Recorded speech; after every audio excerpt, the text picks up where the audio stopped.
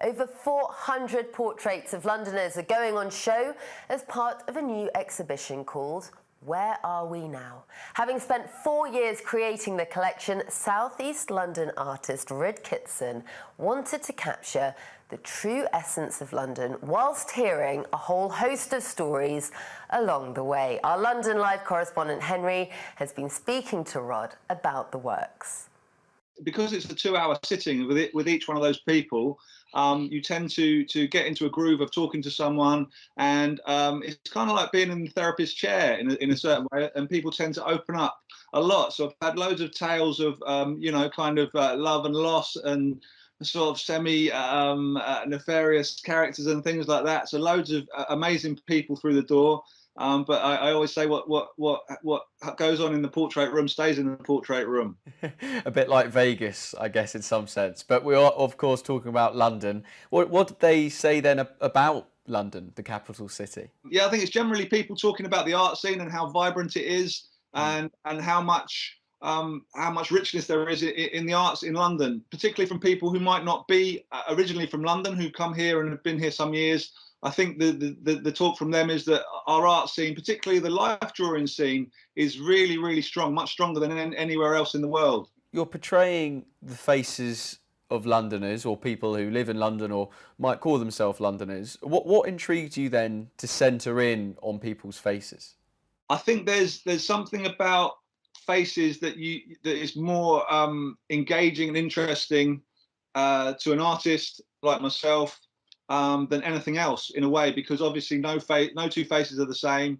You'll never get the same interaction with two different people, and it's the ways that people react to the experience that I find quite interesting. You know, some people will come in with a certain idea of how they want to be portrayed, and those tend to be the pictures that I like the least, I've got to tell you.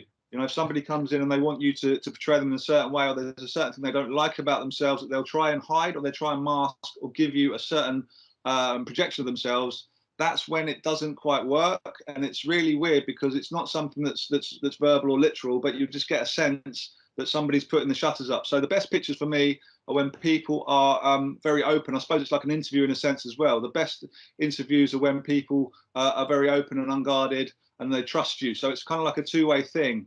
And yeah, when the openness is there, I tend to find the experience is great for both of us. And if people are a bit closed off, it tends to be that the picture reflects that and is not quite so vibrant. So earlier you said you have 2 hours each with each person. So you find that maybe one that is less closed off, more open, is just a far better painting? In what respect? The fact that you go seems like you have even longer than 2 hours? What is it? Yeah, when somebody's more closed off, it is like the colours are more subdued. It is like the personality doesn't come out of the person so much, and you can always feel it when somebody's open or warm.